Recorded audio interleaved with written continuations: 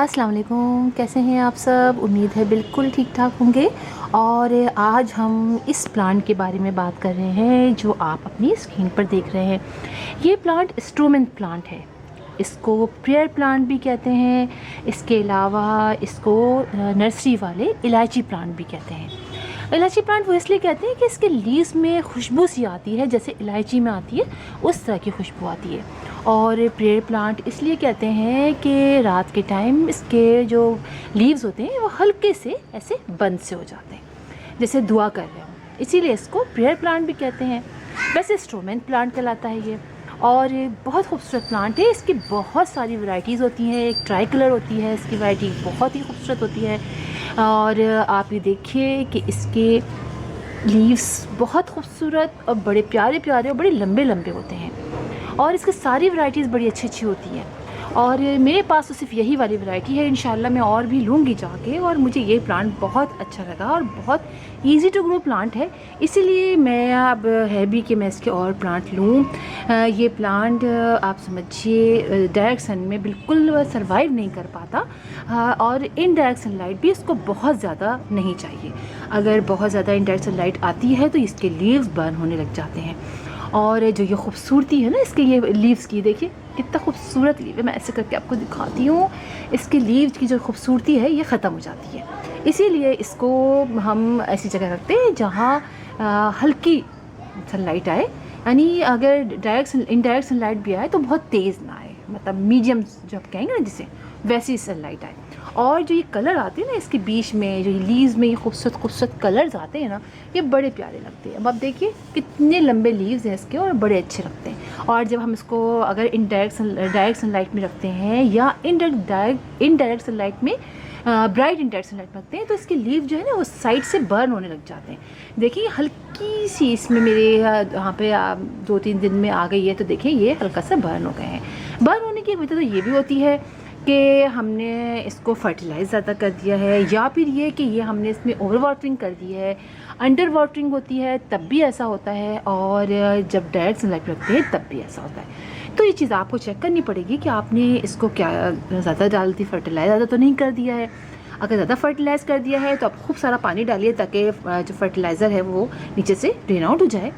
और अगर आपने पानी कम डाला है तो फिर पानी का आप ख्याल रखिए। इसको हल्की हल्की सी मॉइस्ट मिट्टी पसंद है, ओवर वाटरिंग पसंद नहीं है, लेकिन पानी को पसंद करता है। काफ़ी लीफी प्लांट है और इसके स्टेम में पानी सा होता है, लेकिन फिर भी ये पसंद करता है पानी को ज़्यादा।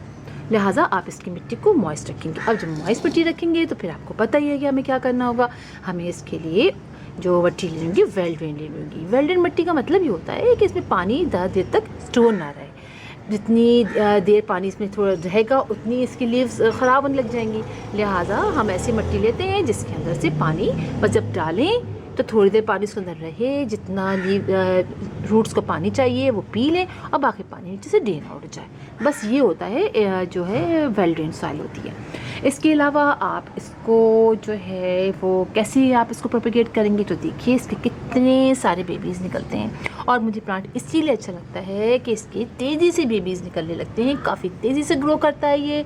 और थोड़ी सी केयर हम जब कर लेते हैं तो आप देखें कि कितने प्यारे इसके लंबे लंबे लीव्स बहुत अच्छे लगते हैं।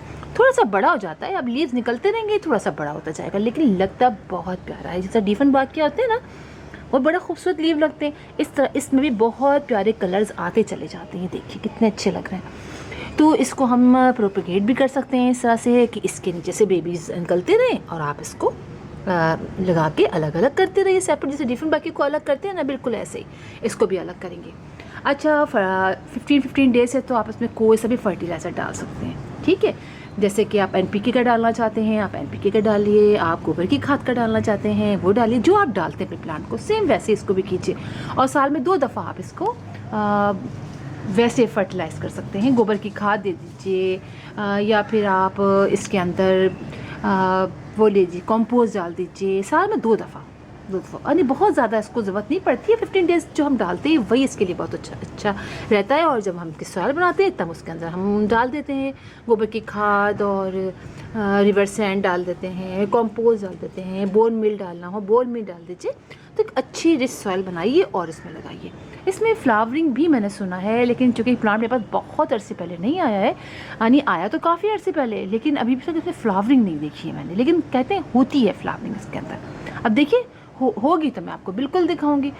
और दूसरी बात ये देखिए शहद की मक्खी आई हुई है, और हमारे घर में बहुत बड़ा इन्होंने अपना घर बनाया हुआ है, और किसी वक्त काट भी सकती है, तो चले तंग नहीं करते इसको। और ये कि इसमें अगर आपको लगे कि कीड़े वगैरह लग गए हैं, तो आप जो सोप सोल्यूशन बनाते हैं ना, सोप और ऑयल का बनाते हैं, वो आप कर लीजिए इसके अंदर, वरना नीम ऑयल का स्प्रे कर दीजिए। और जो भी स्प्रे कीजिए वो आप शाम के टाइम कीजिए, जैसे इस वक्त 6 बज रहे हैं, ये टाइम पे आप कर सकते हैं, और फिर पूरे रात भर सुबह तक इसके अंदर वो रहेगा, तो आपके लीव्स ख़राब नहीं होंगे। और आपको लगे तो आप कर दीजिए, वैसे भी 15 डेज़ में तो हम करते ही हैं।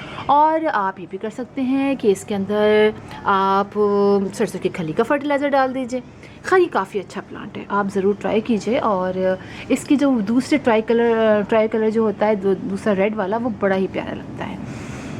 और दूसरी बात ये कि और तो कोई बात बची नहीं, मैंने आपको सब बता दिया।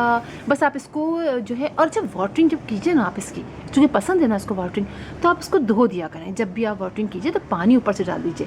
इससे कि जब इसको पानी डालते हैं तो इसके जो लीव्स के जो ये कलर्स होते हैं ना, ये बड़े प्यारे आते हैं, और बहुत खिला खिला सा ये प्लांट रहता है। इसको पसंद है, आप इसको धो दें ऊपर से। जब भी आप पानी डालने आए, कोशिश कीजिए अगर रोज़ाना नहीं सकते तो एक दिन छोड़ के एक दिन इस पर पानी डाल दीजिए, ऊपर से वॉश कर दीजिए। और इसको आप इंडोर रख दीजिए, अपने अंदर लिविंग रूम में रख सकते हैं, जहाँ पर रोशनी आती है ट्यूबलाइट की ज़्यादा टाइम। और हफ्ते में 1 से 2 दफ़ा आप इसको, एक दफ़ा लाके ऐसी जगह शेडी प्लेस में बाहर रख दीजिए, ताकि एक दिन वो बाहर रहे शेडी प्लेस में, और फिर आप वापस अंदर ले जाइए। तो इस तरह भी ये प्लांट आप अपने इंडोर लगा सकते हैं। काफ़ी अच्छा ये प्लांट रहता है और बड़े खूबसूरत तरीके से ये बढ़ता है। तो फिर इंशाल्लाह आपसे मुलाकात होगी किसी और वीडियो में, किसी और टॉपिक के साथ। तब तक के लिए अल्लाह हाफिज़।